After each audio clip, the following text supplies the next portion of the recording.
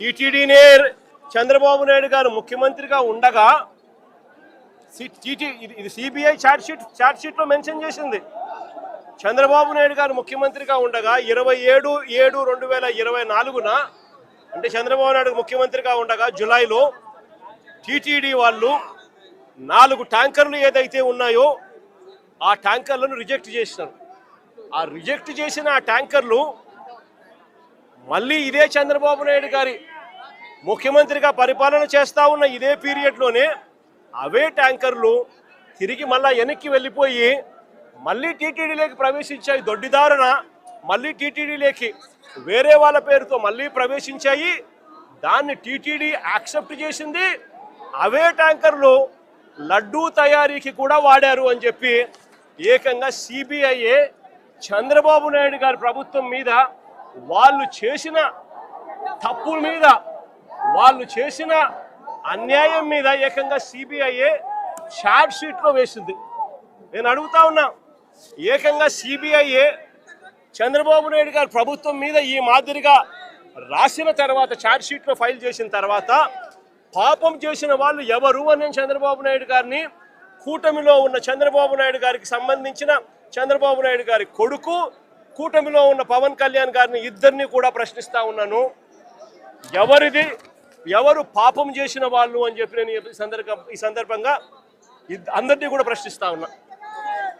ఇదే మాదిరిగా నేను ఇంకొక మాట కూడా చెప్తా ఉన్నా. అసలు ఇదే టీటీడీ గీలో ఎవరు చెప్పారండి దీంట్లో జంతువుల కొవ్వు ఉందని, గొడ్డు మాంసం ఉందని, పంది కొవ్వు ఉందని, చేపల నూనె కలిసిందని ఎవరు చెప్పినారు? సిబిఐ చెప్పిందా? ఎన్డీడీబీ రిపోర్ట్లు చెప్పినాయా? ఎన్డీఆర్ఐ రిపోర్ట్లు చెప్పినాయా? ఏ ల్యాబ్ రిపోర్ట్లు చెప్పినాయండి?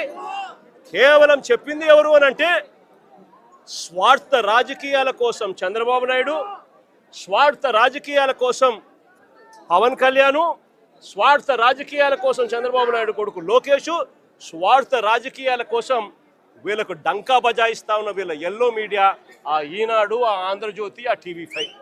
నేను అడుగుతా ఉన్నా, వీళ్ళు తప్ప ఇంకా ఎవరైనా చెప్పారా అని అడుగుతా ఉన్నా.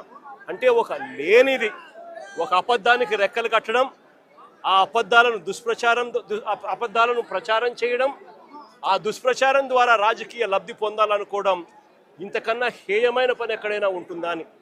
ఇలాంటి సందర్భంలో సిబిఐ ఇచ్చిన ఈ ఛార్జ్ షీట్ నేపథ్యంలో చంద్రబాబు నాయుడు గారు చేయాల్సిన పని ఏమిటి? వెంకటేశ్వర స్వామికి లెంపలేసుకోవడం, ప్రజలకు క్షమాపణ చెప్పడం. అలాంటి పని చంద్రబాబు నాయుడు గారు ఎందుకు చేయడం లేదు అని చెప్పి చంద్రబాబు నాయుడు గారికి మానవత్వం ఉందా చంద్రబాబు నాయుడు గారికి అని చెప్పి చంద్రబాబు నాయుడు గారిని ప్రశ్నిస్తూ మా వాళ్ళు చంద్రబాబు నాయుడు గారికి జ్ఞానోదయం రావాలని గుళ్ళల్లో ప్రార్థనలు చేశారు, గుళ్ళల్లో పూజలు చేశారు.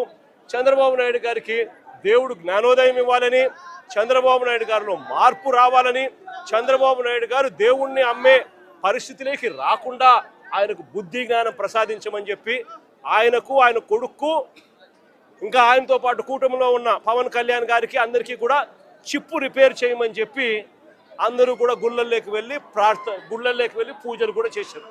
నేను అడుగుతా ఉన్న తప్పేముంది అని.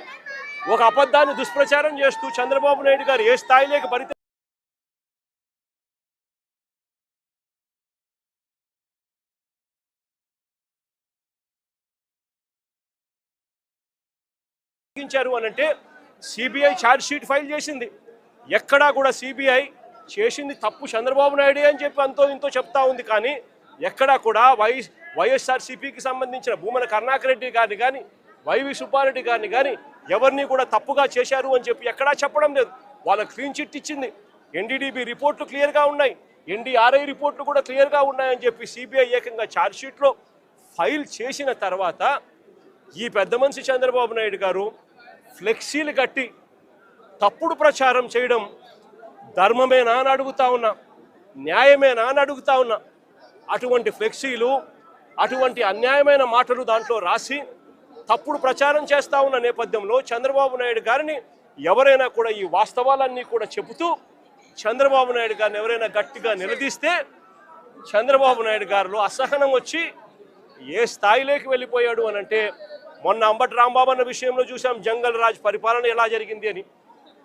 దానికన్నా ముందు విడుదల రజనీ గారిని ఏ రకంగా అటాక్ చేసినారో చూసినాం. దానికన్నా అదే రోజు బోళ్ళ బ్రహ్మనాయుడు అన్నను ఏ రకంగా అటాక్ చేసినారో చూసినాం.